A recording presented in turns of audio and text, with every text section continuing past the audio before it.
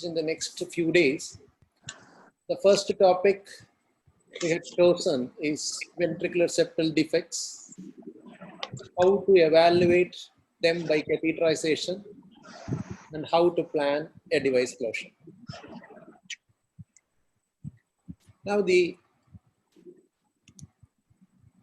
is a question, why should we do a cath in a VSD? VSD is by and large an echocardiographic diagnosis. And so why should there be a cath? There can be anatomical reasons where we are not sure about the anatomy. Sometimes we will have a doubt and we may have to confirm it. For physiological reasons, whenever the shunt is not extremely significant and we are having a doubt about high pulmonary vascular resistance and inoperability, and obviously before an intervention. So we should know what is the anatomical classification of a VSD. We can say that VSD is classified more like a map of India or a map of Bangladesh as what is north, what is south, what is east, what is west. In that context, the classification is outlet VSD, central VSD, or which is also called as perimembranous VSD, inlet VSD, and muscular VSD. I'll show in the next picture, echocardiographic, 3D echocardiographic cartoon and explain. Then second is the morphological classification. Morphological classification is the classification adopted by the morphologists, like for example, Van Praagh, Rob Anderson, who open the hearts and see the specimens and tell what is crista supraventricularis. So is it infracrystal, below the crista supraventricularis, or supracrystal, that is above the supraventricularis? Is it AV canal type, which is extremely close to the two AV valves, or is it muscular? Some of the practical classification for day-to-day users like us will be how much of separation is there from the border of the VSD to the adjacent important structure like tricuspid valve. How much of separation from the tricuspid valve? It is extremely close to the tricuspid valve. That means a lot of inlet extension. How close it is to the aortotricuspid continuity? How close is it to the aortic valve annulus, pulmonary valve annulus? Or is it completely separated by muscular borders so that it is well away from all the important structures? Based on the size, it is related to either the aortic annulus or the age of the patient. In general, a VSD that is less than a third of the aortic annulus will be called as very small and restrictive. And anything that is more than 75% to 100% of the aortic annulus will be a large VSD. We need to consider the age of the patient also. A 7 to 8 millimeter VSD in a small newborn baby is extremely large, but the same 7 millimeter VSD may be very restrictive in an adult. Then about the number, single or multiple, plane of the VSD. Is it a simple VSD or is it a malaligned VSD? This is a fixed cartoon of the 3D en face view. This is the right ventricular surface, the tricuspid valve here. The tricuspid valve chordae are all seen here. The septal band, which is also called the trabeculae septomarginalis. And this septal band branches into a postero-inferior division and an antero-superior division. This postero-inferior division continues along the inner curvature as the ventriculo-infundibular fold. So this is a 3D frozen frame of the 3D en face view of the right ventricle. Now, whatever is located in the region of all the tricuspid valve chordae will be a truly an inlet VSD. Look at the septal band. Anything that is above the septal band, there is an antero-superior division and a postero-inferior division. So anything that is above the septal band is an outlet VSD. All the VSDs that are located neither in the inlet nor in the outlet are trabecular muscular VSD. The small number of VSDs that will be located in this junction will be the membranous VSD. But truly speaking, more than 80% of the VSDs will be located in this direction, in this area only. So perimembranous VSDs are the commonest forms of ventricular septal defect. Now, I have drawn a short axis view of the right ventricle, the interventricular septum, the right coronary cusp, non-coronary cusp, and the left coronary cusp. Now we are going to plot the ventricular septal defects here. So this is a perimembranous VSD, there's intraconal outlet VSD, and a subpulmonic VSD. So now we need to understand how we are going to make an LV angiogram in this patient in order to profile these VSDs best. To add to the 3 VSDs that we previously mentioned, now I am adding one larger perimembranous VSD or a VSD as in a tetralogy of Fallot. So a large VSD. So now we have 4 types of VSDs: a restrictive perimembranous VSD, a restrictive intraconal VSD, a restrictive subpulmonic VSD, and relatively large perimembranous VSD or a VSD that is like tetralogy. So now the angle in which you can see a perimembranous restrictive VSD will be, it is located pretty close to the tricuspid valve. So you need to have an LV angulation. The LAO needs to be shallower. So you should have an angulation of around 40 to 45 degree in order to see a restrictive perimembranous VSD very clearly. When it comes to an intraconal VSD, we have to choose a lateral view or LAO 90. When it comes to subpulmonic VSD, we need to choose an RAO 30. So when it comes to a restrictive VSD, if it is more and more closer to the inlet, you make the LAO shallow and shallow so that you almost go to LAO 40. An intraconal VSD will be LAO 90 or almost lateral, and a restrictive subpulmonic VSD will be RAO 30. A large perimembranous VSD or VSDs like what are seen in tetralogy of Fallot will be seen with a view LAO 60. So this will be the basis of how you will choose your projection when you have done the basic echocardiography, and based on the echocardiography, you choose the first view of LV angiogram. The same logic I can push into muscular VSDs. This is the short axis view of the left ventricle and the right ventricle. A mid-muscular, anterior muscular, and posterior muscular. If it is a mid-muscular VSD, as in number 2, an LAO 60 will be good. If it is a very, very anterior muscular VSD, it will be LAO 70 or LAO 80. If it is an extremely posterior muscular VSD, it will be LAO 40. So, understanding the echocardiography initially and then subsequently shooting the LV angiogram will be the best method of planning the first LV angiogram. So there is a question. We have drawn a cartoon. We have shown where is a restrictive perimembranous VSD, restrictive outlet VSD, restrictive subpulmonic VSD. If there is so much of clarity on the echocardiogram, then why do we do an angiogram? We have to realize that whenever there are large perimembranous conotruncal or inlet VSDs, there may be coexistent muscular ventricular septal defects, which sometimes can be missed because the intraventricular gradient may not be very high. Swiss cheese VSDs are notorious to be missed.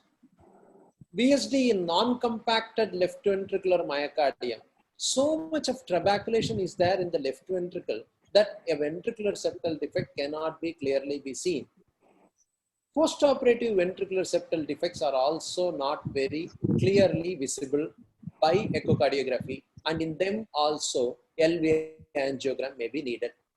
Then there will be a group of people who will have gross chest wall abnormality, pectus carinatum, pectus excavatum, severe kyphoscoliosis, significant congenital lobar emphysema, which is causing push or pull of the heart to one side, scimitar syndrome with extreme dextroposition. In all these conditions, you may miss a ventricular septal defect. So there will be an anatomical reason to do it. I'll show an example of a Swiss cheese ventricular septal defect. The patient had a non-compacted left ventricular cardium. You can see how much of non-compaction is there and a lot of multiple Swiss cheese VSDs. Many of these VSDs sometimes may be missed out if we are only relying on echocardiography. We also have to understand that the Swiss cheese VSD is a very peculiar morphological abnormality. The lack of compaction of the left ventricular myocardium in the apical and mid regions are associated with VSD, and very often they will be associated with coronary fistulas from the coronary arteries directly into the LV. In the same patient, I'm showing the coronary angiography. You can appreciate the entire left anterior descending coronary artery, the diagonal, the circumflex, all of them are finally having small multiple fistulas through which the left ventricular cavity is actually filling. So these are all patients who will be at significantly higher risks for surgical management. And they can be diagnosed with precision only by a proper LV angiography. Another VSD that is difficult will be an acute postoperative residual VSD. Echocardiographic windows will be very limited. There will be a lot of chest wall edema, a lot of plasters on the chest wall that we will not be able to get a good echo window. And in them, we have to resort to LV angiography to see the residual VSD. And you can appreciate a large flow of the blood from the LV into the RV. This is within 8 hours after the heart surgery is completed. And still, the pictures are so faint, we are not able to appreciate how much is the size of the VSD. So a soft sizing balloon has been taken to create a waist in order to see what is the size of that ventricular septal defect. And this is with the sizing balloon, an injection is made, and that is showing that there is a complete closure with the sizing balloon. So the waist of this particular balloon will be the exact size of the residual VSD. Residual acute postoperative VSDs are difficult to size and difficult to diagnose. Whenever there is a residual VSD with a coexistent residual infundibular stenosis, there will be a lot of turbulence in the right ventricular outflow tract that the size of the VSD may not be clearly be appreciated at all. Again, in them, we may have to use a left ventricular angiography. So to summarize, when will you do a catheterization for anatomical reasons? If there is a second muscular VSD in a patient who is having already a large perimembranous conotruncal or inlet VSD, whenever there is a Swiss cheese defect, VSD in a non-compacted myocardium, postoperative residual ventricular septal defects, or poor echocardiographic windows, or dextroposition of the heart as in scimitar syndrome, or congenital lobar emphysema, severe kyphoscoliosis, any of these cases. Now coming to physiological reasons. When will you do it for assessing the shunt? To assess operability. What is the usual rule of operability? Younger the patient, he is operable. If he is having oxygen saturations of more than 95%, he is operable. Symptoms of heart failure, growth failure, recurrent respiratory tract infections, they are operable. A large heart with flow diastolic murmurs and S3, they are operable. Cardiomegaly on chest X-ray, ECG showing LV volume overload, and echo showing clear left-right shunt and LV volume overload, they are clearly operable. But things are not so easy always. This is a 6-year-old child. Significant failure to thrive, only 12 kilogram. Frequent respiratory tract infection. The child is just recovering from a respiratory infection. You can appreciate the right middle lobe collapse here. There's a lot of plethora MPA segment is dilated, significant cardiomegaly. ECG shows deep Q waves in V6, indicating significant LV volume overload. There is biventricular hypertrophy. T is upright in V1 with tall R waves. So both the ventricles are significantly hypertrophied. Again, ECG is looking favorable. Echocardiogram is showing a clear left-right shunt. LA and LV are dilated. There is a good flow. You have a look at the LA, LV. They are definitely larger than the RA and RV. There is even a trivial functional mitral regurgitation. All indicate that the patient is definitely having a left-right shunt. The child is having 98% saturation in room air, both in upper and lower limbs. Chest X-ray shows a large heart. ECG shows a definite Q wave in V6. Echocardiogram shows LV volume overload. But the child does not have any murmur at all. You auscultate the patient, there is no murmur at all. The second sound almost looks single. Now, if you just go only by what is the guideline, large heart, ECG showing Q in V6, echocardiogram showing volume overload, enough, go ahead with operation. But for a VSD which is having a large left-right shunt, there should be a murmur. That murmur is not there, and the second heart sound is seemingly extremely closely split, that it's almost looking single. So this is one point that is against, and that is for a core clinician, it's a very strong point. So you do a cath. Look at the cath, pulmonary artery and the aortic pressures. Absolutely same PA and aortic pressures in the baseline. You give oxygen and nitric oxide together for 20 minutes and look at the pressures. Very, very, very subtle reduction in the PA pressures. This red is the PA and blue is the aorta. Very subtle reduction. So this indicates that the amount of reduction of pulmonary artery pressures shown by this child has not been spectacular at all. Looking at the cath data, there is about 4 to 5% step up from SVC to pulmonary artery, which is giving a QP by QS of just about 1.3:1. Indexed PVR is almost touching 8 Wood units. The PVR to SVR ratio is 0.7, indicating that he is not a clearly operable condition. But on oxygen, there is some degree of improvement. There is almost about 9% step up that is seen on oxygen, and the QP by QS increases to 2.5. The PVR to SVR ratio comes down to 0.3. But we need to realize that this patient, this is the basal data, and basal data of just about 1.3:1. And that is possibly a clear explanation that this child was not showing any murmur at all. So he remains a slightly higher risk candidate for surgery. And so we need to know that catheterization sometimes will really help in deciding operability.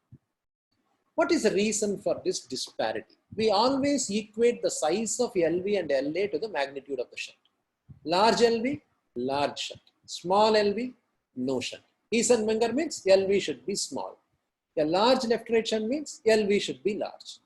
We fail to recognize that size of the left ventricle depends on left ventricular function, AV valve regurgitation, semilunar valve regurgitation, level of anemia which is going to cause a hyperdynamic state. So there are multitudes of factors that may decide on the size of the left ventricle. And so going only by LV volume overload alone with strong clinical findings which suggest inoperability, we have to take it into consideration. So what we have seen till now, what are the need for catheterization for anatomical reasons and for physiological reasons? What are the different angiographic views that we use for different anatomical location, and how to make a judgment about the need for cardiac care in any given patient. From this part, we will now go on to the second part of the story, catheter closure. Whenever we are planning a catheter closure, the first question that we should ask ourselves, why should we close this VSD? So now let us answer that question. Should we close a VSD? The natural history studies of VSDs done by many people has shown that when you are tracking a baby from birth to 6 months, 12 months, 18 months, 24 months, up to 5 years, there is a progressive reduction and spontaneous closure of many of the VSDs that at once you cross 5 years of age, a majority of them have closed.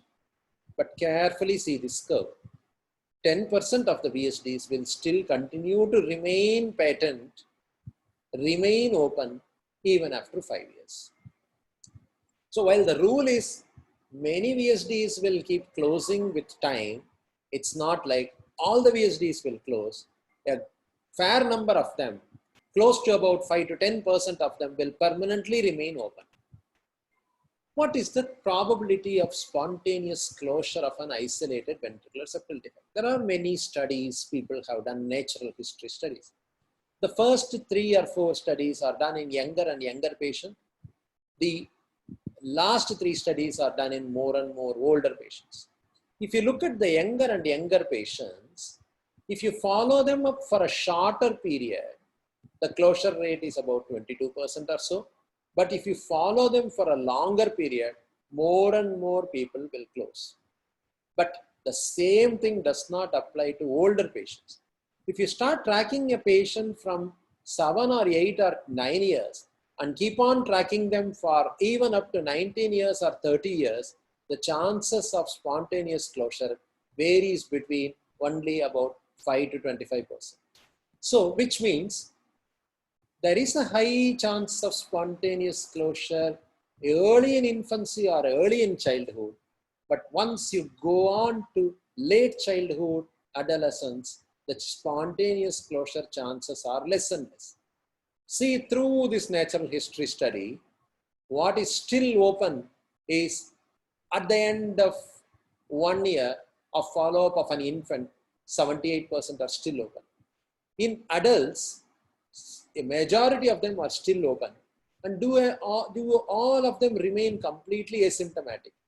18% need surgery for closure, 25% need surgery for closure, 16% need surgery for closure. AR develops in 10% in adults, 5% develop infective endocarditis, 10% have some form of events or surgery. So it remains even full as you wait for longer and longer period of time. What is the happens to the left ventricle? There is a doubt about what happens to the left ventricular dilatation. This is a patient who is now 60 years, a small restrictive VSD, not looking very large at all. The size of the VSD is just about 5 to 6 millimeters. It is restrictive, but this LV is dilated. Do LV dilatation regress over a period of time if the VSD shunt is very small? This question has been answered by, again, some of the longitudinal natural history studies. The studies that have been done in Norway of close to 3,500 patients, and the studies done in Belgium with close to 266 patients, they did not track the left ventricular dimensions very carefully. However, in some of the patients which were smaller number of, these are all large population studies in which serially demonstrating left ventricular dimensions is difficult. But whenever it is smaller and smaller number of patients, it may be possible to do serial echocardiography. In general, there is an observation that left ventricle shows very minimal increase progressively. So if you are having a mild LV volume overload, you will continue to have a mild LV volume overload for a long period of time. However, when we look at this natural history group, in the long follow-up patients of Norway, 5% over a period of 20 years needed surgery, some for endocarditis, some for aortic regurgitation. Again, you can look at this Belgian study, almost 30% needed surgery.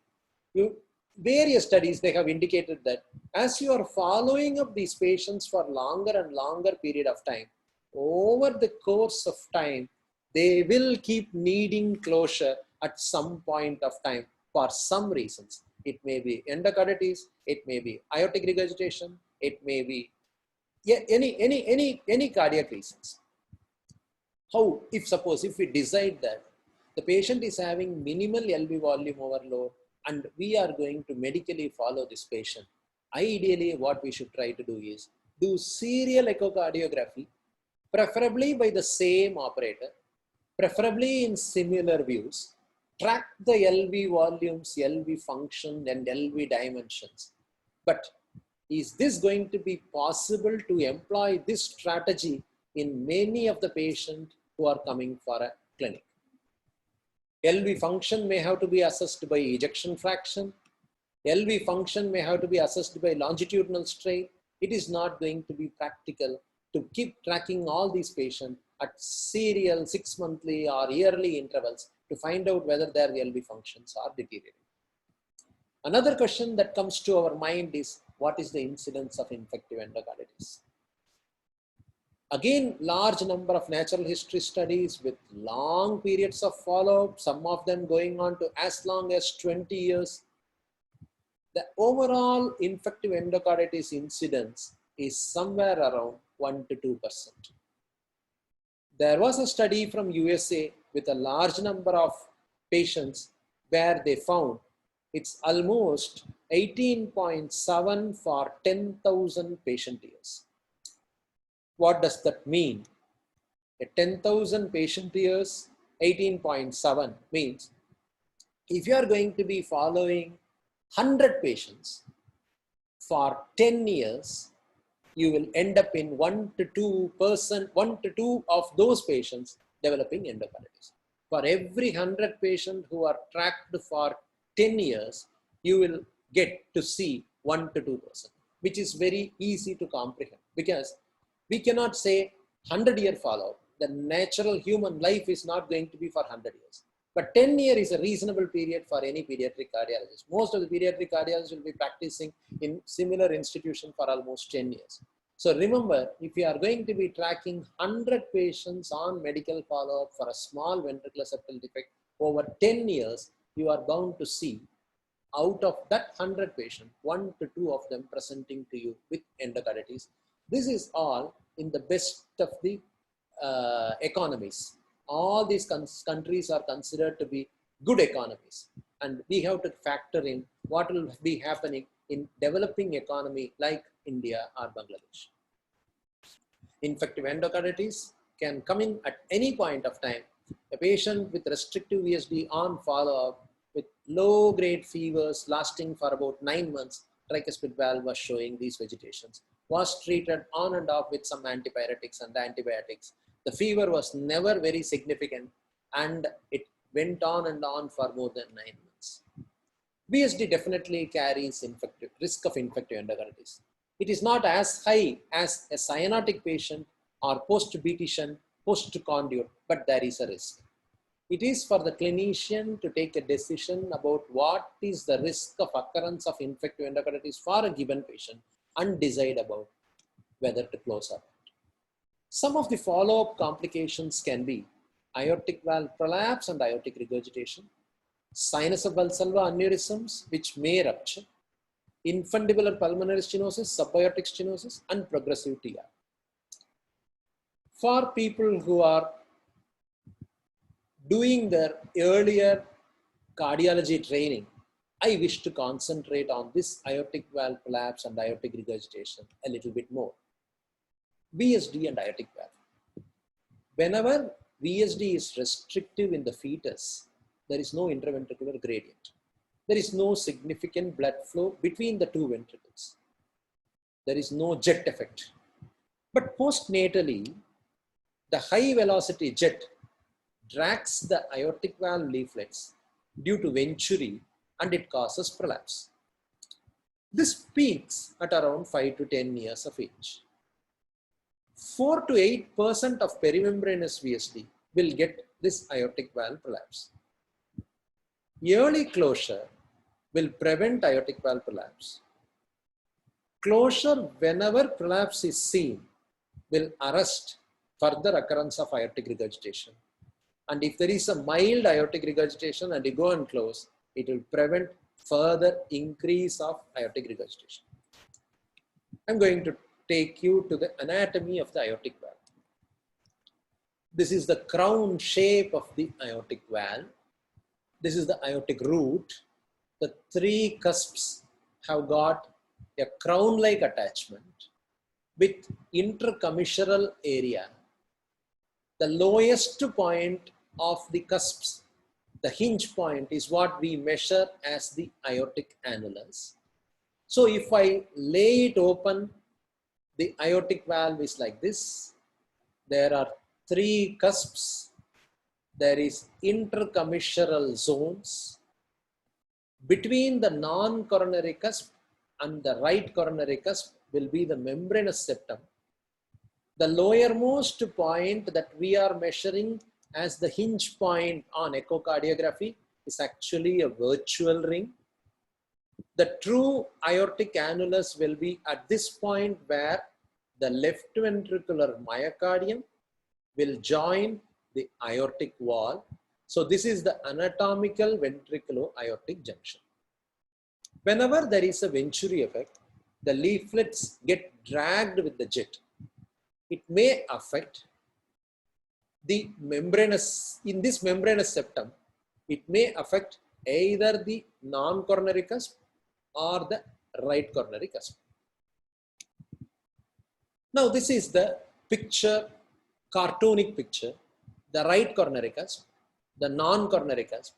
If suppose there is a ventricular septal defect in this location, the right coronary cusp may get dragged. This will pull the free edge down, so it may not co-opt with the other leaflet. Sometimes it may elongate the leaflet so that the free edge of the leaflet will become much more longer, and this elongation may compensate for the closure point between the leaflets for some time. However, over a period of time, it may fail. I'm going to show the left ventricle in the long axis. Part of the left ventricle has been cut off to expose out the right coronary cusp anteriorly and the non-coronary cusp posteriorly. The perimembranous VSDs are going to be in this location. Now carefully keep watching. Behind this interventricular septum is the right ventricle. We have cut the left ventricle from the leftward side so that we are now seeing the en face view of the left ventricular septal surface. A corresponding view on a parasternal long axis view will be the left ventricle outflow, the right coronary cusp anteriorly and the non-coronary cusp posteriorly. Now I am going to take back the same. So this is the region where we are having the perimembranous ventricular septal defect. So I am taking the same cartoon again, and I am drawing the perimembranous VSD there. So this is a VSD that is located immediately below the right or the non-coronary cusp. What happens? The right coronary cusp gets dragged due to the venturi effect and it prolapses to the other side, to the right ventricle. So when this gets dragged, the free edge of the right coronary cusp is no longer in the same line as the non-coronary cusp. So there is a sagging of the right coronary cusp free edge. So this is the sagging of the free edge. You can appreciate here. I will freeze it. So the entire right coronary cusp has prolapsed. So the free edge has fallen back The free edge of the non-coronary cusp is at a higher point. The free edge of the right coronary cusp is at a much lower point. So this is resulting in earlier right coronary cusp prolapse. Now let us see what happens to the non-coronary cusp prolapse. So this is the perimembranous ventricular septal defect. Now this non-coronary cusp leaflets get prolapsed. So the non-coronary cusp is now getting dragged through the ventricular septal defect. How does it look? So this is the non-coronary cusp getting dragged, and you can appreciate here, that is the non-coronary cusp. You can see that this is the non-coronary cusp, the right coronary cusp. The edge of the non-coronary cusp is at a lower point. Edge of the right coronary cusp is at a higher point. So the non-coronary cusp is now getting dragged. So how AR occurs in perimembranous VSD? Initially, there is a Venturi effect from a restrictive VSD. VSD does aortic regurgitation due to Venturi effect do not happen in Eisenmenger syndrome, do not happen in fetus. You need to have LV at a higher pressure and RV at a lower pressure and a jet effect. So initially there will be leaflet free edge elongation. This will maintain the coaptation for some time. During this point, when there is just a prolapse without aortic regurgitation, you go and close it, close the VSD. The free edge that is elongated will continue to maintain a coaptation for the rest of the life. So the patient will not progress into aortic regurgitation.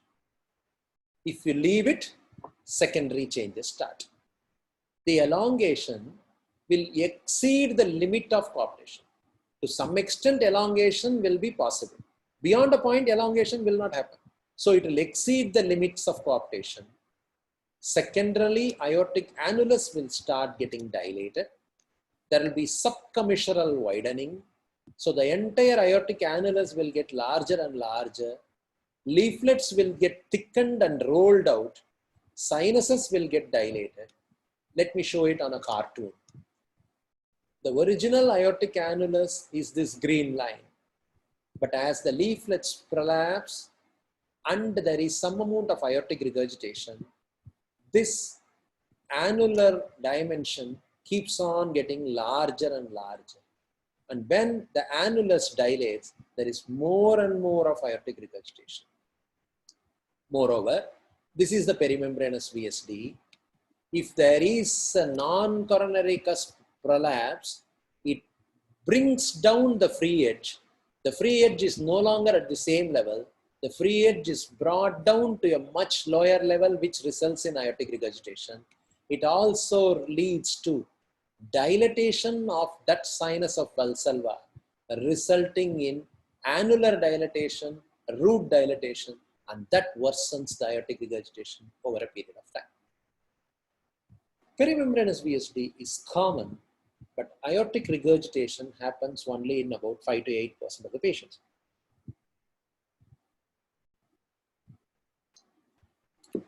Is every aortic regurgitation that happens in perimembranous VSD always due to right coronary or non-coronary cusp prolapse? We need to be very careful because the prognosis depends on the reason. We have to recognize that bicuspid aortic valve is a common pathology happening in 1 to 2% of the population. So if there is a bicuspid aortic valve with a mild aortic regurgitation which is independent of a perimembranous VSD, these two are not related to each other. There can be subaortic membrane or subaortic ridge from the edges of the VSD, which can lead to turbulence and thickening of the leaflets, and that can result in aortic regurgitation. It may be due to previous endocarditis. It may be due to inherent aortic valve anomalies with no prolapse at all. So we need to differentiate aortic regurgitation reason in a perimembranous VSD and take the correct decision. When it comes to subpulmonary VSDs are more and more common as you go east of the world. It's a notorious combination because there is a lack of subvalvular support, and associated with that, there is a Venturi effect as well. So aortic regurgitation happens at a much, much higher incidence in subpulmonary VSD. The relative risk of prolapse of aortic valve in a subpulmonary VSD is almost 5.3%, and the relative risk of aortic regurgitation in subpulmonary VSD is 6.9%. So if you have a subpulmonary VSD, 6.9% possibility that you may develop aortic regurgitation. Prolapse may start here very, very early in childhood, and closure early may be justified. In order to demonstrate the subpulmonary VSD, again, I'm using some cardiac morphology. The normal aortic valve hinge points are closely related to the fibrous skeleton of the heart. So this is the mitral annulus, the tricuspid annulus, and the aortic annulus. And the pulmonary annulus is actually suspended above by infundibulum. The pulmonary annulus is normally not in close contact with the aortic annulus. That is one of the reasons why in Ross procedure, you will be able to cut out the entire pulmonary route starting from the subannular area up to the main pulmonary artery without compromising on the adjacent structures. The pulmonary annulus is suspended above. It is not at the level of the fibrous skeleton of the heart. But in subpulmonary VSD, the pulmonary valve comes in contact with the aortic valve. There is no subpulmonary infundibulum in the region of subpulmonary VSD.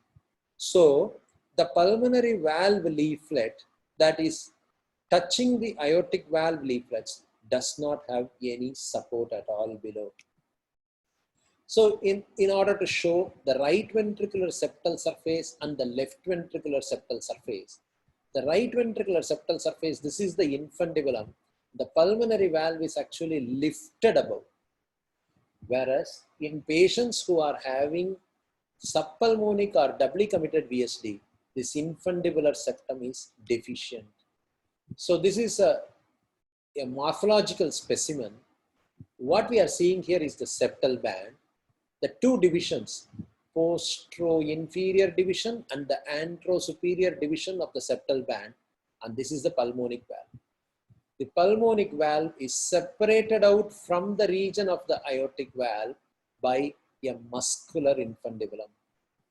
So what is called as this OJA, outlet juxtaarterial VSD, or also called as doubly committed VSD or subpulmonic VSD, this septum will be deficient. So the pulmonary valve will be in contact with the aortic valve, and that aortic valve will have absolutely no support at all. So this results in, you can appreciate here, the other side is the pulmonary valve, this side is the aortic valve. This aortic valve has got no support at all. This aortic valve is actually hanging. There is nothing to hold this aortic valve. So we can appreciate the gap here. And this aortic cusp does not have any support at all. So what will happen? It will keep on progressively falling down, collapsing down. It is caused by, the subpulmonic VSD is basically caused by lack of support. And whenever the right coronary cusp enormously enlarges, it can form a sinus of Valsalva aneurysm, and a sinus of Valsalva can keep on enlarging more and more. In outlet VSD, it is due to lack of support and resulting prolapsing aortic cusp that causes this aneurysm. In membranous VSD, initially the prolapsing cusp will again form an aneurysm. By closing the VSD, we can prevent the prolapse and we can prevent formation of sinus of Valsalva aneurysms. So this is a subpulmonic VSD with an RCC prolapse, which has formed a large sinus of Valsalva aneurysm, not yet ruptured so far. VSD is very restrictive, but the entire sinus of Valsalva has formed a huge sinus of Valsalva aneurysm, though it has not ruptured. It's just waiting for a hemodynamic stressful event to rupture. Coming to the subsequent natural histories, infundibular PS can happen, especially common in restrictive VSDs. is attributed to the jet effect, which causes hypertrophy and fibrosis of the right ventricular musculature. There is a higher association with right aortic arch, which may indicate clinically a substrate. Patients who are having right aortic arch, if you carefully follow them, they may have a higher incidence of infundibular stenosis. VSDs can be very restrictive, but the jet effect of the VSD on the infundibulum can lead to fibrosis and hypertrophy of the musculature and fibrous intimal ingrowth, causing infundibular pulmonary stenosis. Similarly, subaortic stenosis can happen due to hipping up of the fibrous tissue at the crest of the ventricular septal defect. Early identification is important. About tricuspid regurgitation. Tricuspid regurgitation can be the result of indirect jerk phenomenon, where the LV to right ventricle jet is directed through the anteroseptal commissure into the right atrium. It can lead to progressive tricuspid annular dilatation, and the TR can worsen over a period of time. So early detection of tricuspid regurgitation and correction will be better, because the longer and longer you wait, tricuspid regurgitation can worsen itself due to progressive tricuspid annular dilatation. Over a period of time, tricuspid leaflet mobility may get restricted, and this can also result in worsening of the tricuspid regurgitation. A restrictive perimembranous VSD is shunting from LV to RV, but is also shunting through the anteroseptal commissure into the RA, causing an indirect Jervaux defect. There can be sometimes controversial indications. People will say employability, employment in army, police, and all sometimes, or employment in foreign agencies sometimes may not be permissible. Insurance purposes, if you declare that the patient is having a restrictive perimembranous VSD or a subpulmonic VSD, a normal insurance policies will not be given for many normal people. Marriage, fitness programs. People sometimes will not be able to enter into some of these martial arts and fitness programs if they have any cardiac underlying conditions. So there will be plenty of indications why we should try to close a VSD. Now coming into the technique of closing the VSD. In general, the dictum that we should follow, there should be some amount of cardiomegaly, preferably a flow mid-diastolic murmur, large heart on chest X-ray with plethora, echo showing LV volume overload. Aortic valve should not be significantly be prolapsing, and aortic regurgitation should be negligible. The child should preferably be at least about 10 or 12 kilogram. If you are getting more and more experienced, you can keep on coming down on the weight. As I told earlier, exceptions will always be there. You sometimes may be forced to close a ventricular septal defect in a 5 kilo child who is significantly failing to thrive, if suppose there are no surgical facilities around. I'll show some of the examples. Choices of devices for a membranous VSD. The original long ago, the first device to come into closure of the used for closure of the VSD was the Amplatzer asymmetric membranous VSD device, which has been phased out by St. Jude company. However, this model will still remain with the other Chinese vendors like LifeTech, Lepu. Symmetric membranous VSD device, wherein the VSD device does not have this flat aortic end and will have equal sized RV and LV disc, but still not widely separated.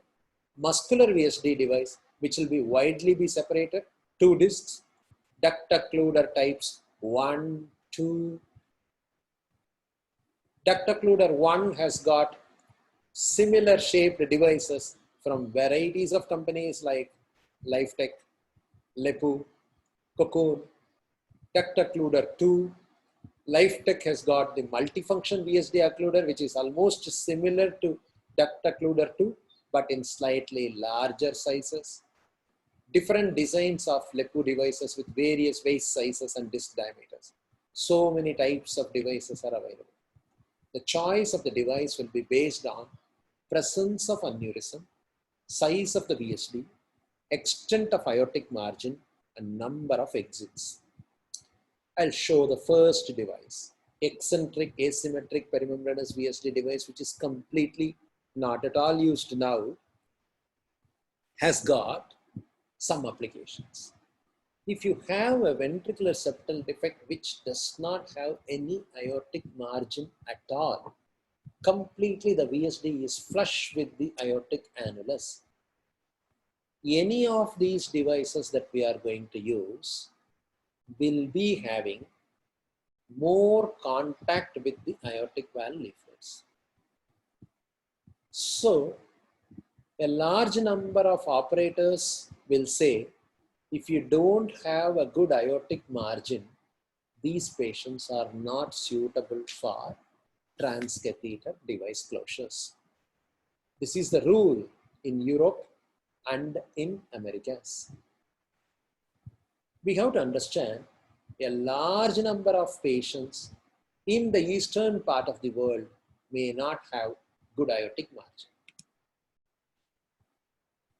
So if you are having an aneurysmal tissue that is separating from the aortic annulus, and if the ASD is very small, you can use simple retrograde closure with either an ADO2 device or a LifeTech multifunction occluder device. If you are having an aneurysmal tissue with multiple exits, you can have multiple ADO2 devices or multiple LifeTech M4 devices. If the VSD is more than 6 millimeter, these devices are not of use. You may have to use a duct occluder 1-like device, or sometimes symmetric VSD device or muscular VSD device. Absolutely no aneurysm and the VSD is flush with the aortic annulus, we may have to use an asymmetric device. Basic steps of the procedure. Many of the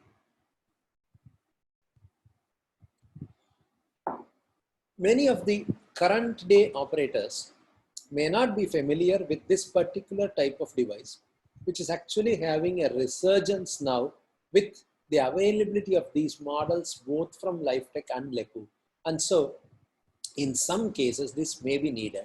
So I'm going to show a step-by-step demonstration of how to use this particular device. The reason is many operators may not be familiar about how to position this VSD in such a way that this protruding LV disc will be towards the apex and this flat aortic margin should be in relation to the aortic annulus.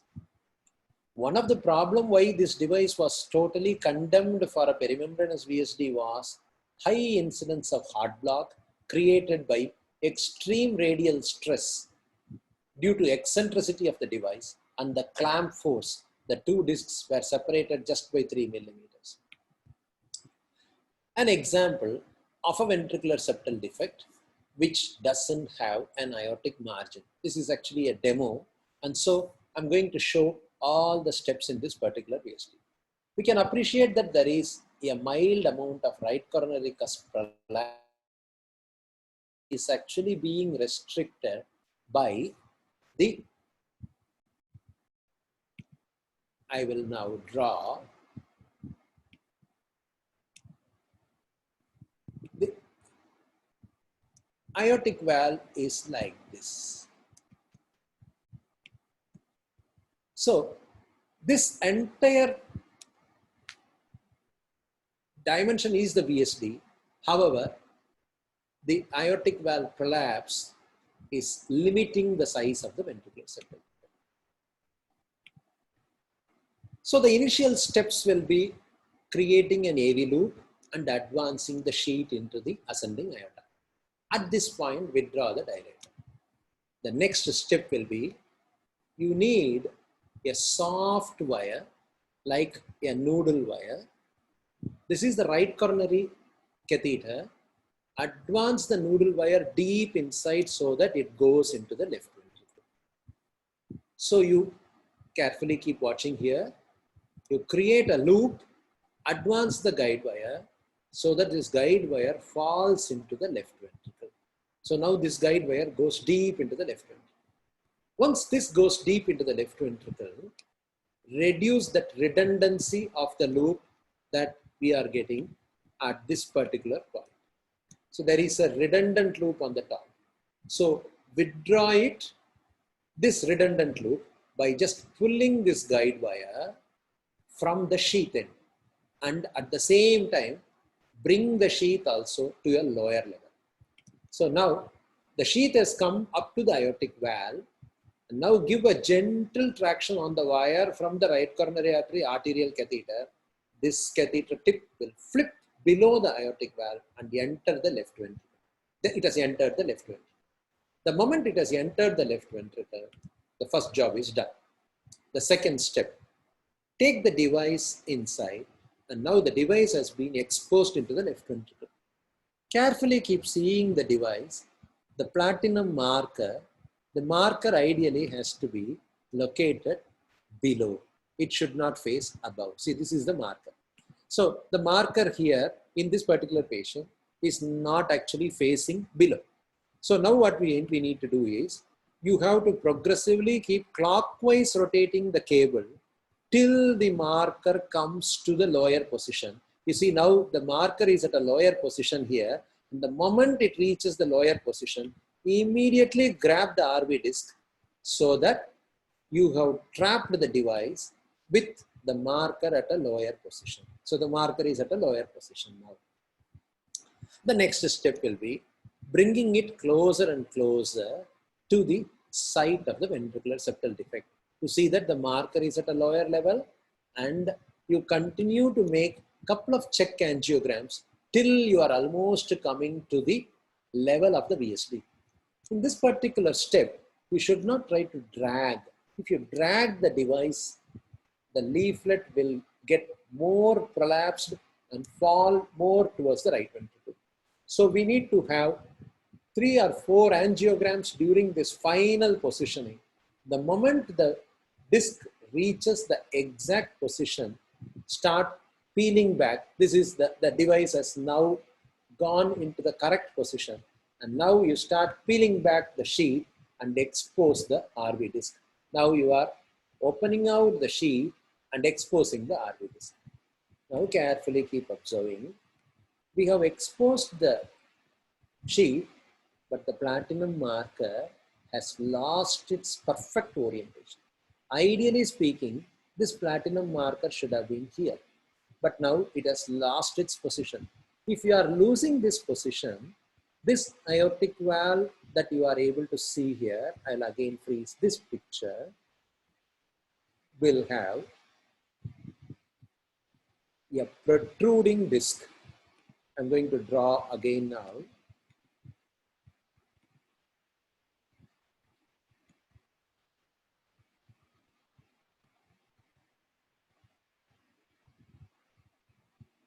So it will sit like this. Now what will happen to the leaflet? Now I'll draw with a different color.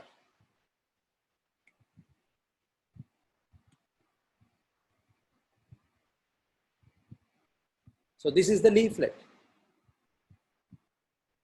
So now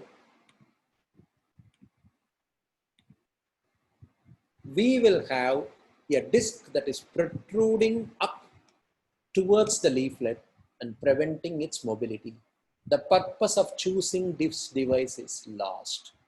So what you are doing next, you identify that it is protruding now. You see that it is actually protruding here. We don't want this protrusion here. So again, resheath and get the device back inside. So you have again gone back into the left ventricular outflow tract, because this particular procedure needs the platinum marker strictly towards the apex. Now again reposition it. This time the position is coming better. The platinum marker is strictly on the lower side. We're able to appreciate the platinum marker at the lower end, and once we have reached the correct position, similarly expose the RV disc. So the moment we have exposed the RV disc, now reconfirm. Here it is perfectly in a good position. The platinum marker is strictly at the lower end. So again reconfirm with an with a angiography that the platinum marker is strictly remaining below. And now you make the final angiogram. This angiogram shows that the platinum marker is here. Now I'm going to freeze it.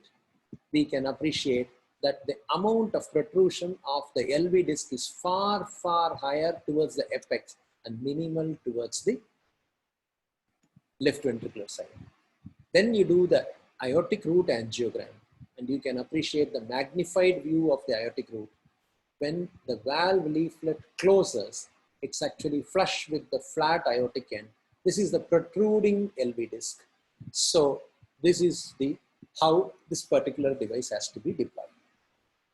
Why this device was condemned was because we have to look at the initial studies.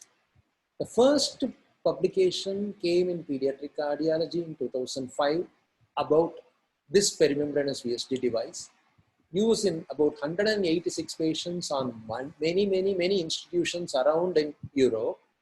There were 2 complete heart blocks, but none of them needed pacemaker implantation. So this was not given any significance at all. So this was considered to be one of the very good devices. There was a publication from American centers immediately later in JACC of 32 patients. There was 1 complete heart block which needed a permanent pacemaker implantation. But again, people felt this was just a sporadic occurrence. Then came the European data. Many participants from Europe, many countries, gave their data on about 430 patients. And this was of which 250 were perimembranous VSD. And they found that among these 250 patients, 12 of them developed complete heart block, which means 5% of perimembranous VSD developed complete heart block. Of these 12 patients, 6 of them were transient, which recovered. The remaining 6 were permanent, but pacemaker was implanted in 10 of those patients, which gave a pacemaker rate of 3.8%. Then there was an exclusive Italian data of 104 patients, and again 6 out of 104, which almost came close to about 5%. So the whole world decided this particular device should not be used in perimembranous septum, and they changed over to muscular VSD device. However, in selected patients where there is completely no aortic margin at all, especially in the intraconal location and all, this VSD device may have a role to prevent aortic valve prolapse. So muscular VSD device was the second preferred device after the perimembranous asymmetric device fell off in Americas and in the Europe. I'll show one example. A large perimembranous VSD. Surgery is not feasible because this child was in a very remote location.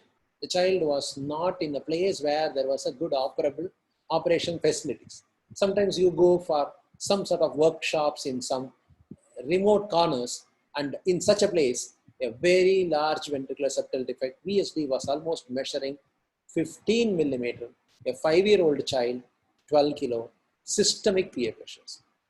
So in such cases, there is no point in LV angiogram because the washout of contrast is going to be terribly high. So now what we are trying to do is directly cannulating from the right ventricle. Keep showing the right ventricular catheter, which is a right coronary artery catheter, towards the interventricular septum. Have the distal end connected to pressure, and when the pressure is demonstrating LV pressure, that means we are facing the VSD, advance the guide wire, and the guide wire goes into the left ventricle deeper inside. And once the guide wire goes deep inside the LV and goes into the ascending aorta, then you advance the large sheath. So the next step will be, the large sheath is now inside, and this is a large 16 millimeter muscular VSD device. So the 16 millimeter muscular VSD device is now being brought back, and at this point, LV angiogram is done in order to position the device. So this is an LV angiogram, we can appreciate that this patient who was having systemic pulmonary artery pressure, after seeing the LV angiogram and locating the ventricular septal defect here, then the LV disc was brought closer to the interventricular septum and the sheath was withdrawn to open out the RV disc. So this is a 16 millimeter perimembranous VSD, muscular VSD device closing a 14 millimeter large perimembranous VSD. Sometimes an oversized ADO device can also act like a muscular VSD device. This is a VSD which is having, this is the VSD, and you have only arterial access because of IVC interruption, you don't have a venous access.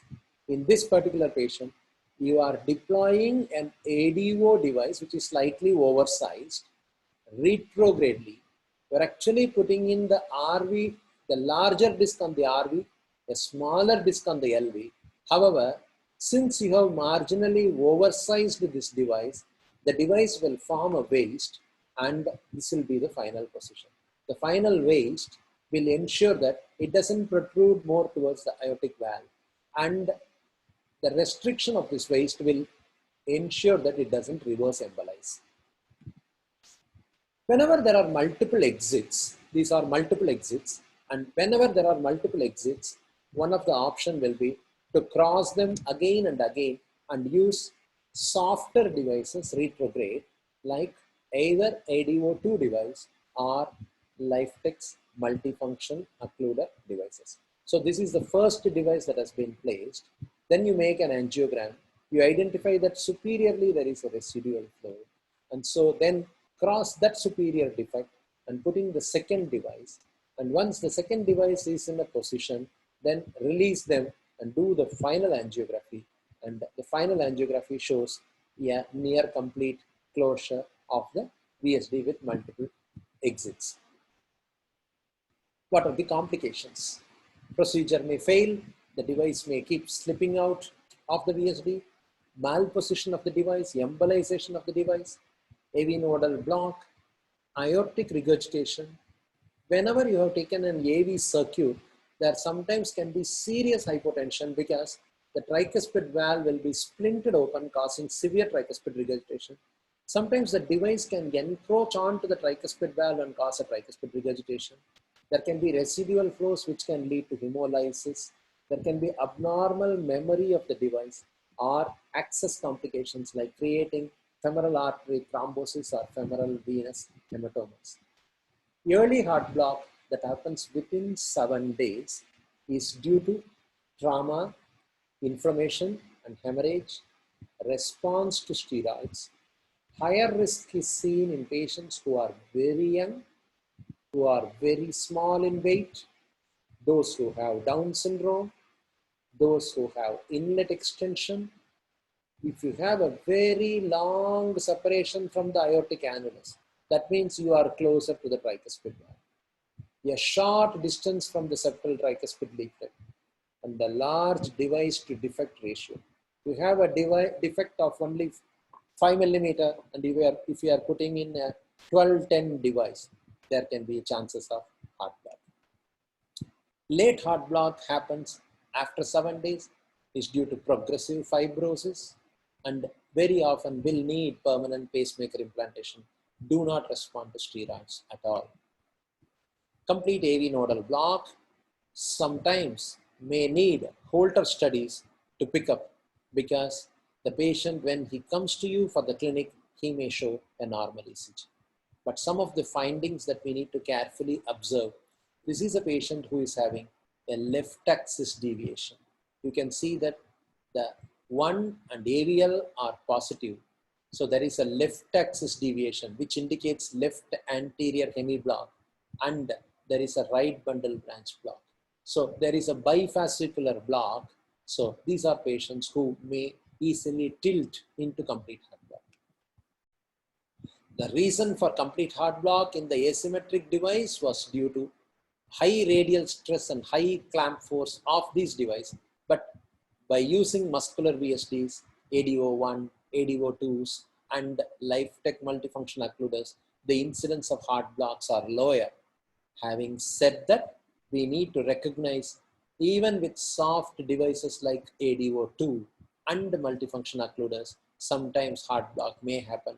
And so you need to follow all these patients with ECG. VSD malposition. The device is a muscular VSD that has been closed by an ADO-like device, but the device has malpositioned. The reasons for this malposition is because wrong deployment. The device was not fully pulled back and deployed.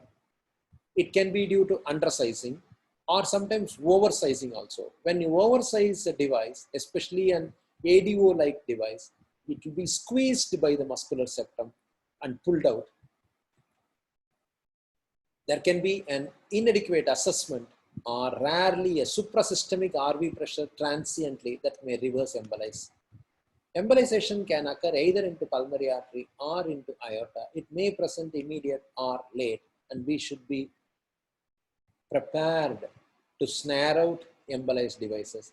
This is a device that is being snared out, and after it is brought into the aorta, the screw is again taken in and the device is again connected to the cable through the screw, and we are trying to take out the device through the original delivery sheath itself. Aortic regurgitation sometimes may happen, especially when we are very close to the aortic valve and we are using a device that does not have a flat aortic head at all. So this is the eccentric or asymmetric device with a flat aortic head. And if that device had been used in this particular patient, this aortic regurgitation would not have occurred. Sometimes device memory can be abnormal and device can have bizarre shapes. Complications can happen. We should be aware about these complications.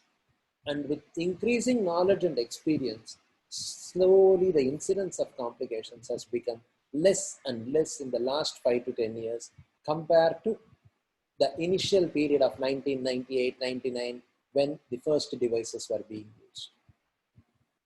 Coming to the last fag end, this was supposed to be almost like a 2-hour session. So this is the last part of the talk. When we should not consider device closure of a VSD. I'm putting this particular topic, it is a very relative statement. For a relative newcomer, you need to be extremely cautious. Once you start understanding the anatomy, imaging, technique, hardware, procedure, ability to manipulate and come out of any complication, slowly you can give some sort of allowances. What are the fears of a VSD device closure? An unstable device. There is no tissues to hold the device in relation to the aortic annulus, pulmonary annulus, and tricuspid annulus, which means VSDs that are something like subpulmonic or doubly committed VSD, the device is likely to be unstable. A very large defect in relation to the patient size. I showed one example of a 5-year-old child, 12 kilogram, with a 14 millimeter perimembranous VSD. It's very, very, very large. Systemic pulmonary artery pressures. Ideally, we should not try to take them. Rare exceptions will be there when you don't have any surgical facilities at all, and then you want to help out that patient. That is different. But otherwise, it's not the rule. Small infant with a low birth weight, in body weight, in general, I would advocate don't take up patients less than 12 kilogram in the initial days. And after you have done more than 200 or 300 patients, you can go down to maybe about 8 kilogram. Less than that will be a challenge.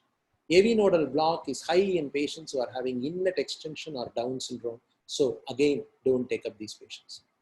Patients who are having significant aortic valve prolapse and aortic regurgitation, or in patients who are hypertensive VSDs. RV pressure is almost systemic. In such patients, again, let us talk about each one topic. unstable device, especially in subpulmonary VSD or large doubly committed VSD. The support to the device by the rims is extremely less. This is a subpulmonary VSD, which is seen on right anterior oblique projection. Now, I'm going to freeze it and show the catheter course in this. So this is the VSD.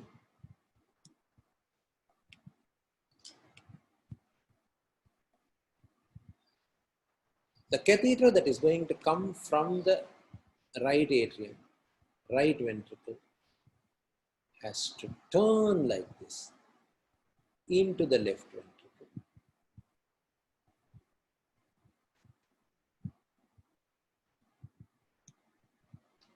And the device has to start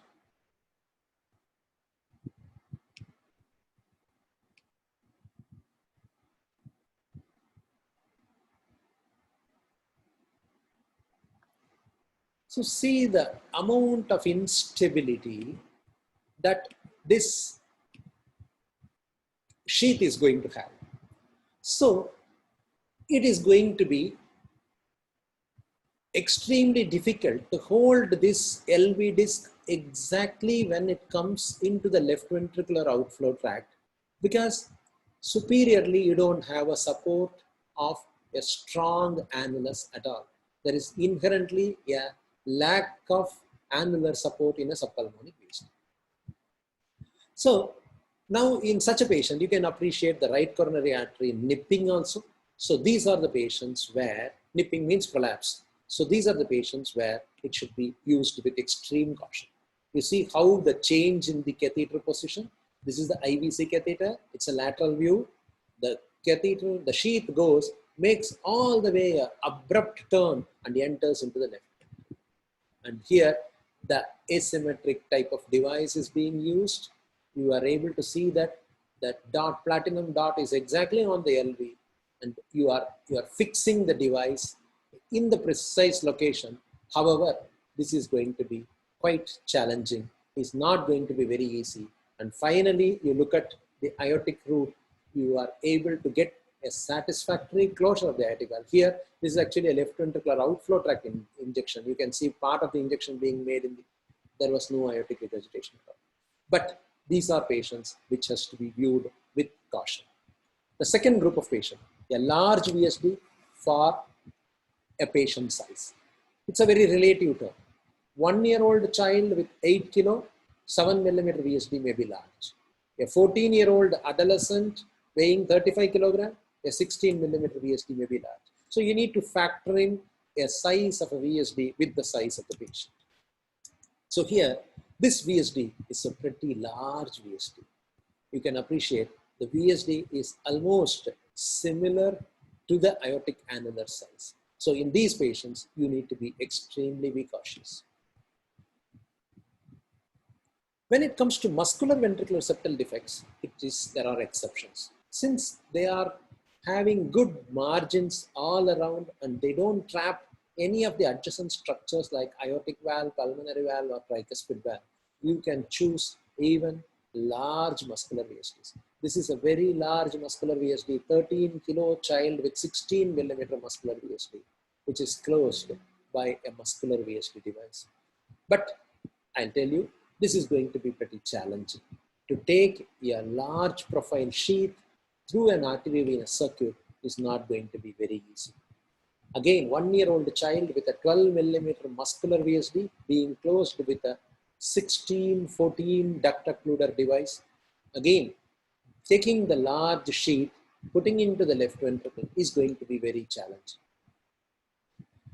Another example of a 12 kilo child needing a 2018 large LifeTech duct occluder device, a huge duct occluder device. These are all going to be, you need to factor in, you need to realize that extremely large defects will be very challenging and can create difficulties. A large postoperative residual ventricular septal defect. This is a postoperative patient with almost systemic RV pressures. You can appreciate how large is the VSD.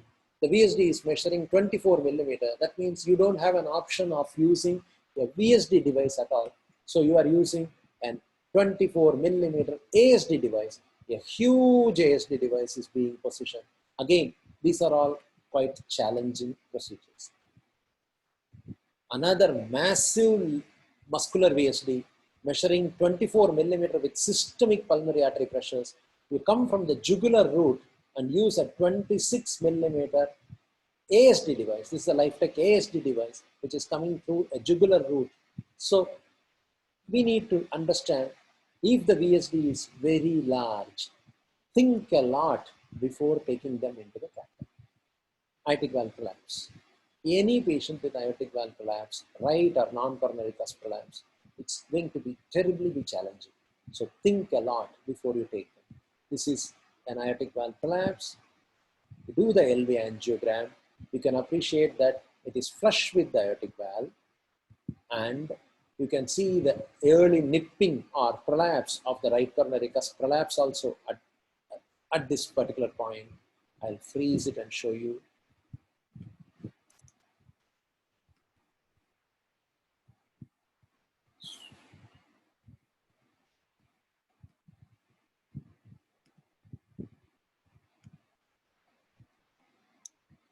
One second, there is some technical difficulty. I'll sort it out soon.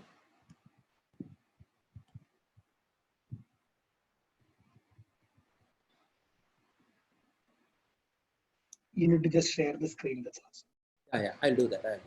Just the PowerPoint had a technical issue. Oh, okay.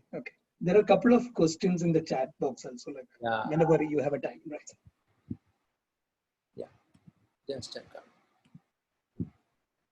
Where is the share screen button now? Chat. If you just press on the screen, I'll just send you a message like in that, like it will appear like in red to you.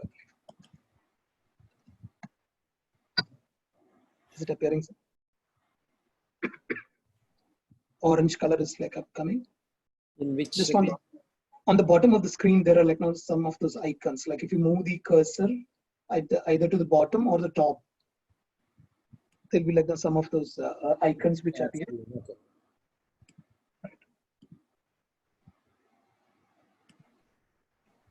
We can see your screen, Salman. Yeah, okay. So I think we completed this.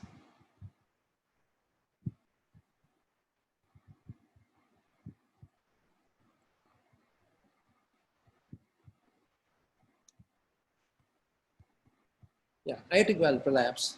Again, whenever we are having an aortic valve prolapse, you need to be very careful in choice of the device. So this is again an asymmetric device. We have positioned it in such a way that this is another patient with a non-coronary cusp prolapse. You can appreciate that it is very close to the aortic valve leaflet. Again, we are using a asymmetric device with the platinum marker exactly positioned at the towards the left ventricle. So you can appreciate here.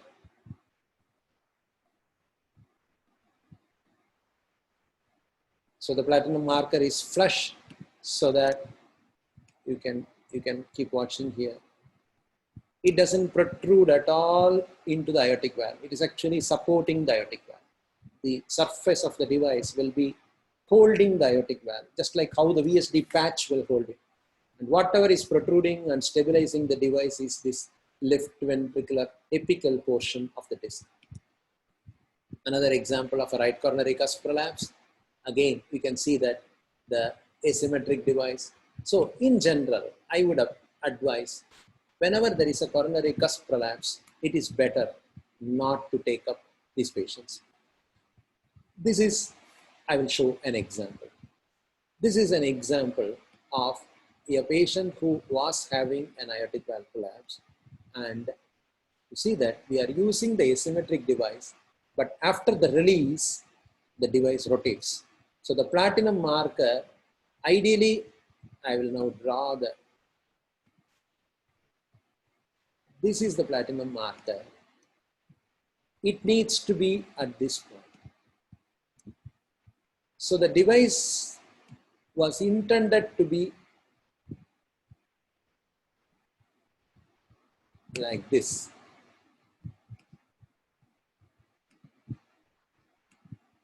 But it rotated and finally ended up in the disc protruding, resulting in aortic regurgitation, and this was surgically retrieved.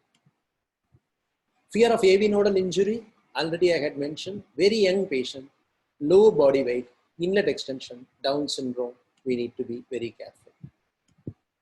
Hypertensive VSD's chances of device embolization is very high. Whenever the right ventricle is at a high pressure, this is a muscular VSD with a lot of trabeculations.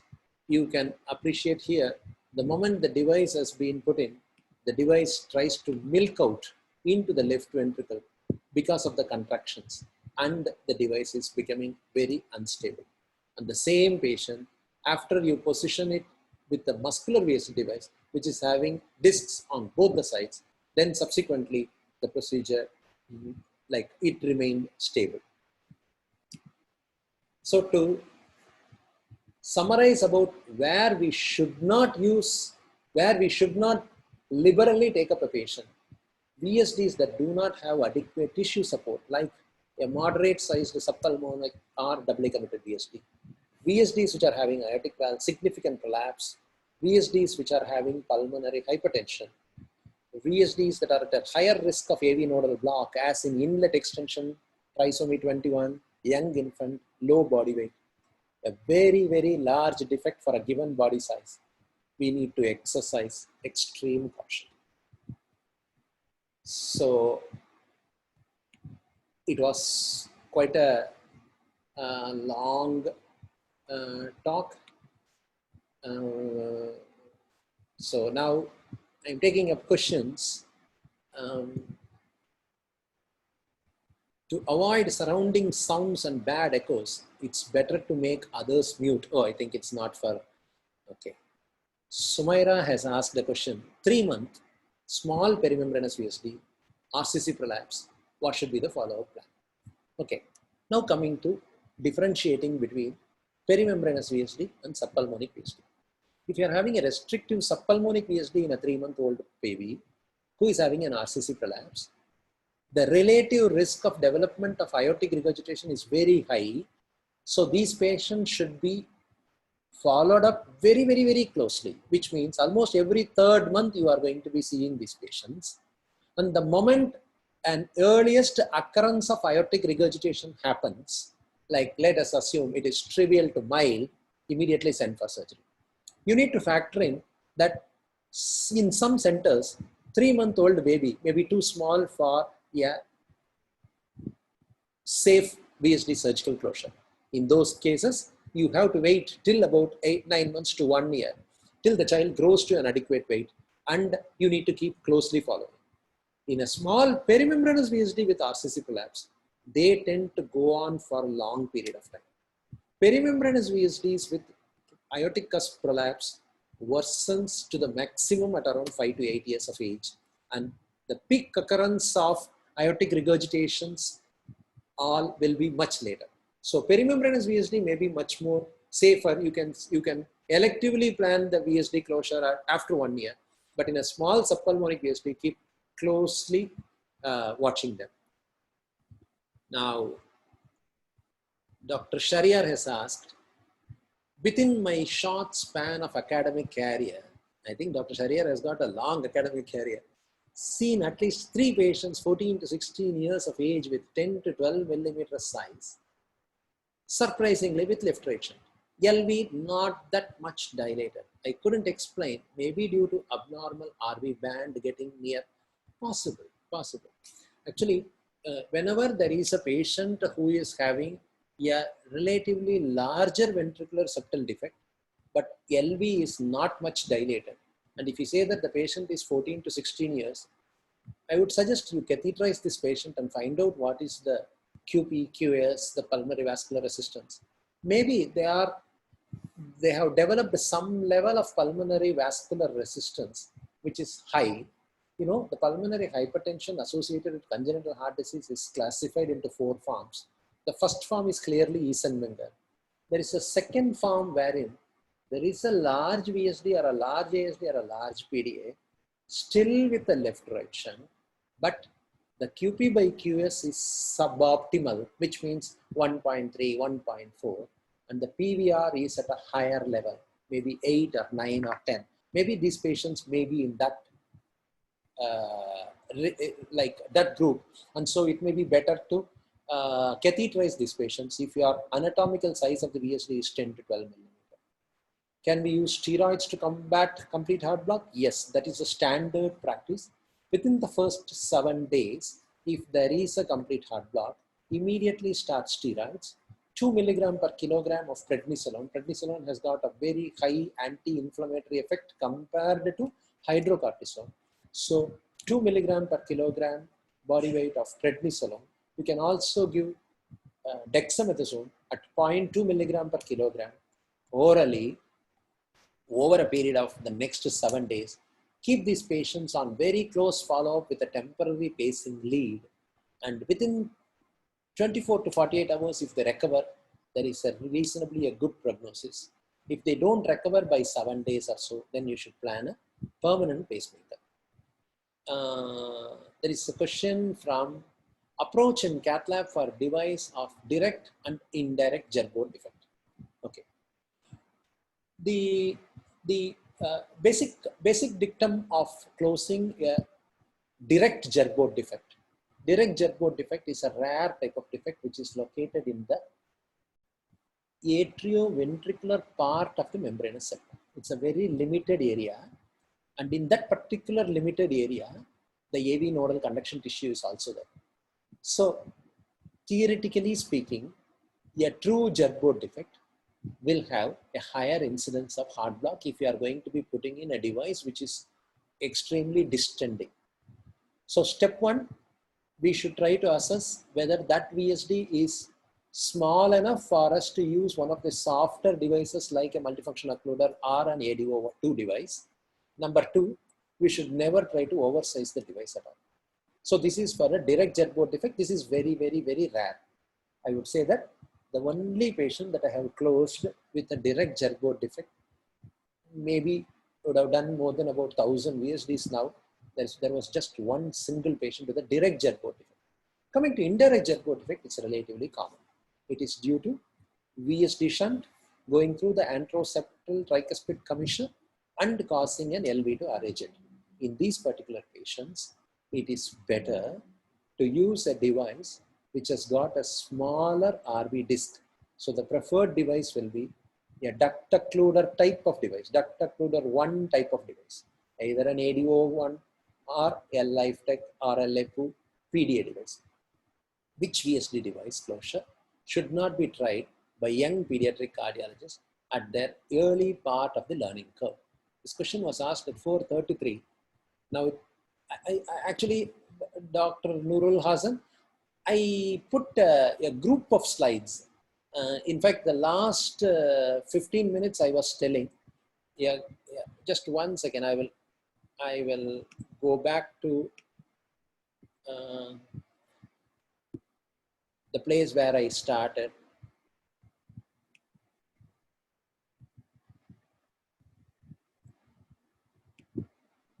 So this was the slide that I was showing. When I will not consider. In fact, from that point onwards, whatever I told will be the answer to you, Dr. Nurul Hasan. Dr. Nazmoon, which anesthetic medication should be used during acute vasoreactivity testing, as they can interfere? Yeah, true to speak. Actually, any of the anesthetic agent can create a problem. Ketamine is notorious to cause an increase of systemic pressures as well as pulmonary artery pressures. Thereby, it will increase both the systemic vascular resistance and pulmonary vascular resistance, so may not be a good agent. Drugs like midazolam or propofol can produce significant systemic hypotension that the patient may become unstable. So if you have to use a patient an acute vasoreactivity testing, it's ideally The previous day, you talk to the patient, explain to them. Fortunately, an acute vasoreactivity testing will not be doing in a 3-month or a 4-month-old baby. Very often, these will be slightly grown-up patients. The common age of deciding on operability of a VSD or an ASD or a PDA are all in little grown-up children. So explain to the patient and try to do the procedure without any anesthetic medication at all. If at all you have forced to use the smallest amount of ketamine and midazolam so that they don't interfere too much into your systemic and pulmonary vascular resistance. I missed the answer to my question. Which question was that, Sumaira? I don't remember. Mamageshwar. In large perimembranous VSD more than 6 to 8 millimeter, what are the factors in echo which guides you to take them for device closure? Okay, whenever the VSD is large, if you don't have an aortic margin at all, that patient should straight away go for surgery. A large perimembranous VSD more than 6 to 8 millimeter, which is having a lot of inlet extension, straight away goes for surgery. A large perimembranous VSD, which is not having significant inlet extension and which is slightly separated out from the aortic valve, then these patients, you can think about a device closure provided you are taking the surgeon into confidence. So the surgeon says that, okay, he doesn't want to operate or he is not very happy to operate, then it is okay. Post-operative Gerbode, what is the incidence? It's running. What is the incidence and should be closed up? Post-operative Gerbode defect, post-operative indirect Gerbode defect can happen. A restrictive residual VSD can shunt through the tricuspid valve chordae and can cause an indirect Gerbode, but if the restrictive VSD is too small, then leave them. Okay, 3-month small perimembranous VSD with RCC prolapse, how to follow up? The same question Humaira has again asked. See, okay, I'm repeating again. A patient who is having a small perimembranous VSD with RCC prolapse is different from a small subpulmonic VSD with an RCC prolapse. A small subpulmonic VSD with an RCC prolapse will rapidly progress the aortic regurgitation and can present with more and more severe aortic regurgitation in early infancy itself. So keep them very, very, very closely followed, and the moment they start developing aortic regurgitation, immediately send for surgery. But small perimembranous VSD with RCC prolapse without aortic regurgitation, they tend to have a longer course. They will be going on for a long period of time. The most common age at which they will have significant aortic regurgitation is 5 to 8 years. And so those patients, we can, perimembranous VSD, we can wait till they are at least about 1 year before sending for surgery. 3-month subpulmonic VSD with persistent pneumonia, now dependent on oxygen with failure to thrive. How will it be followed? Yes, if there is a persistent pneumonia in a patient who is having a VSD, that is an indication for surgical closure.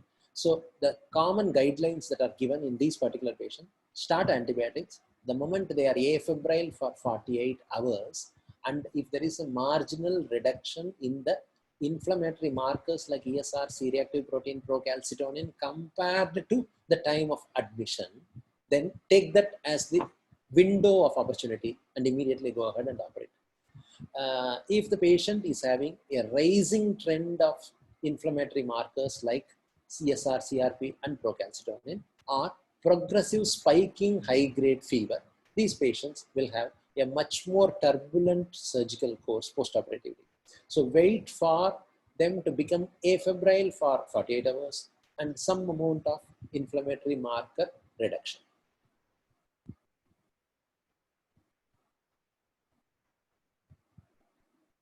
I'm sure all the participants also should be sort of tired with the long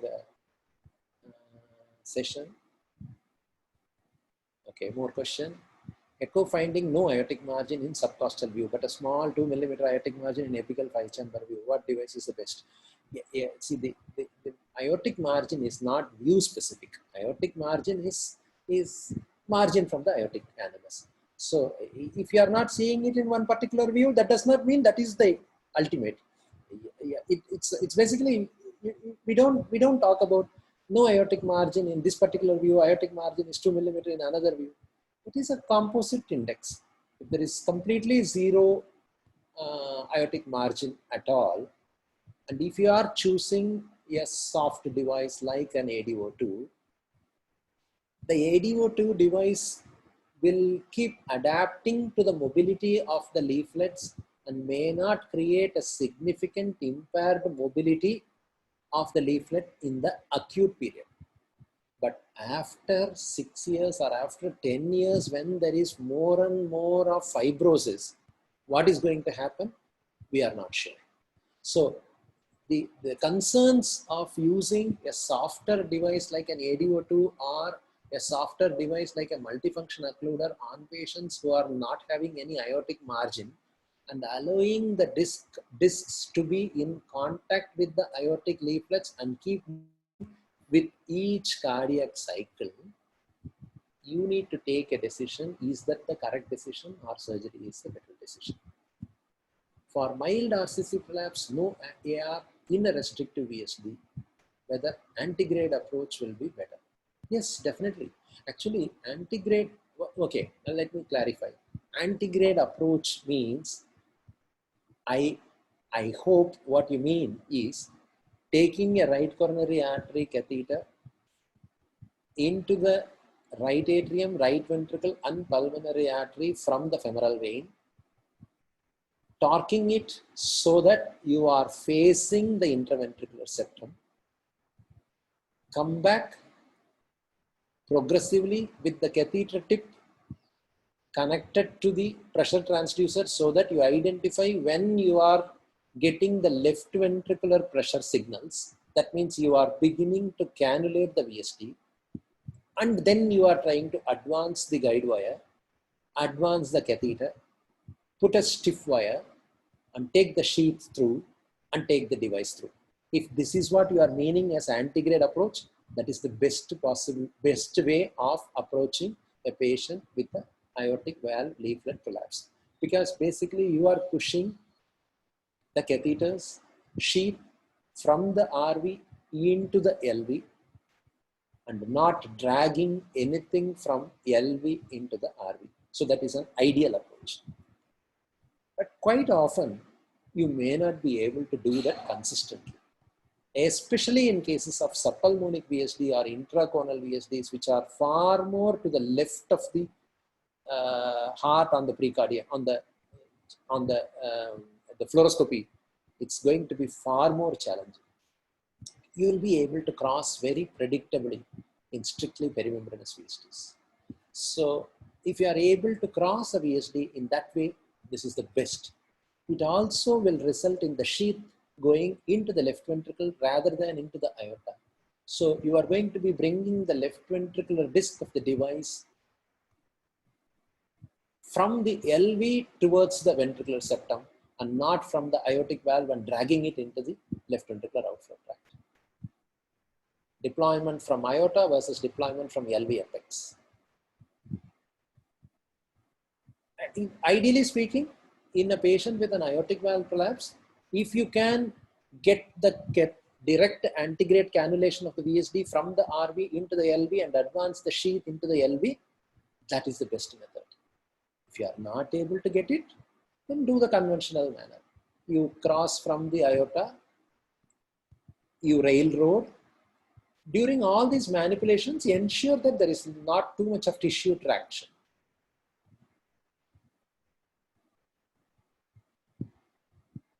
So,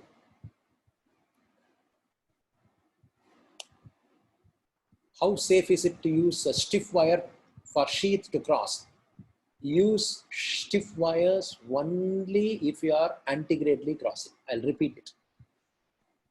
You have taken a catheter from pulmonary artery, brought back into the right ventricular outflow tract, and slowly as you are withdrawing, you are getting the left ventricular pressure trace.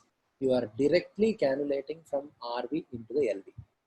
And then you advance this catheter over the thermowire.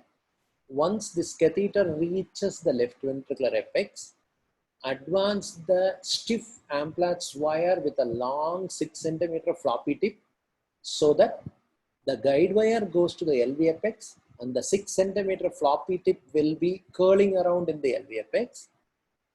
then using the stability of that stiff wire, take the sheath and cross with the stiff wire. You are safe. Don't use a stiff wire for railroading. Stiff wire should not be used for railroading. Stiff wires will cause a cheese cutting effect on the AV nodal conduction tissue. Same way, don't use coronary guide wires. Don't use 0.018 guide wires. Thinner and thinner the guide wires, they'll have a cheese cutting effect. Thicker the guide wire, it is better. Some of the ideal guide wires are extremely soft guide wires like a noodle wire. The soft guide wires are like a thread. They are also called as rope wires. They are like a thread.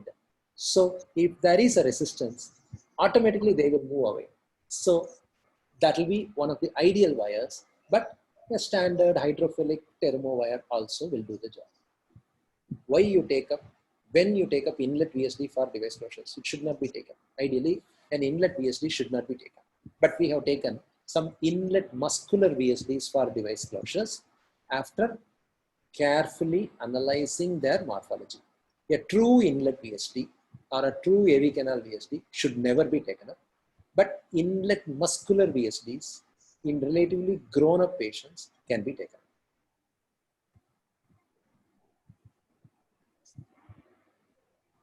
I am told that somebody can unmute your phone directly and you can ask orally also rather than typing. Immediate post-operative residual VSD, any precautions? Yes. Basically, you need to understand what is the type of sutures that the surgeon has taken. Is it a continuous suture or is it an interrupted suture?